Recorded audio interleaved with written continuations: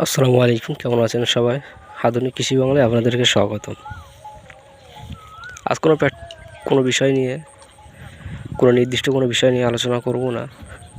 আজকে দেখাবো গ্রাম বাংলার ঐতিহ্য। দেখতে পাচ্ছেন মাঠ জুড়ে ধান আর ধান। কিছুদিন আগে ক্ষেতগুলো একেবারে ধানে পরিপূর্ণ ছিল, এখন অধিকাংশই ক্ষেত ধান কাটা চলছে, কাটা হয়ে গেছে অনেকেরই। তো এই যে পরিবেশ, এটি শুধু গ্রামেই দেখা সম্ভব। শহরে এরকম পরিবেশ কখনোই আপনি দেখতে পাবেন না। বিভিন্ন কবি বিভিন্ন সময় বিভিন্ন কবিতা লিখেছে।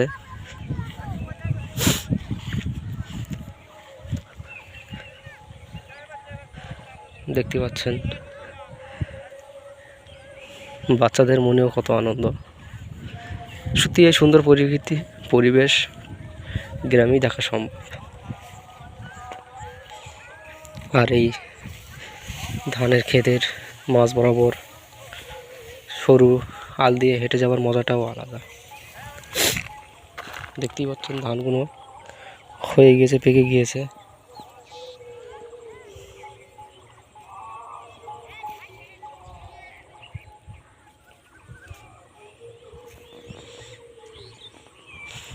এখন কৃষকরা ব্যস্ত ধান কাটতে, যেহেতু আকাশের ওয়েদারও খুব একটা ভালো না, যে কোনো সময় বৃষ্টি নামতে পারে। তো বৃষ্টি নামলে খুব সমস্যার মধ্যে পড়ে যাবে কৃষকরা। ধানগুলো যদি পড়ে যায় তো অনেক ক্ষতি হতে পারে। সেই জন্য খুব দ্রুততার সাথে ধান কাটার কাজ চলছে। দু একদিনের মধ্যে আশা করি এই বিস্তীর্ণ এলাকার ধান কেটে কৃষকরা ঘরে নিয়ে চলে যাবে। তো তাদের জন্য দোয়া করি যেন কোনো সমস্যার সম্মুখীন না হয়, যেহেতু অনেক কষ্টর পর এমন সুন্দর ফসল ফলানো সম্ভব হয়। যারা কৃষিকাজ করে তারা জানে একমতো ভাতের কি মূল্য, সেটা কৃষকরাই জানে। শহরে এসি ঘরে বসে খাবার সহজে পাওয়া গেলেও সে খাদ্যটা উৎপাদন করতে যে কতটা কষ্ট তা কৃষকরা জানে।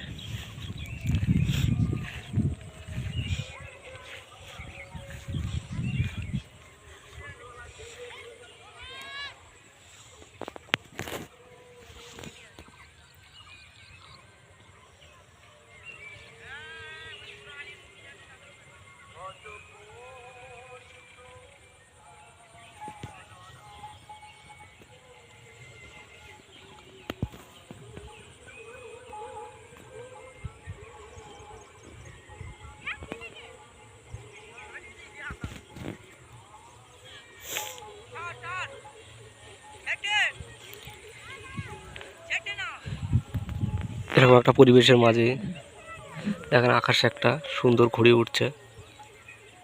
একটি বাচ্চা শিশু এটা ওড়াচ্ছে। তো এটি সত্যিই একটি সুন্দর এবং আনন্দদায়ক পরিবেশ।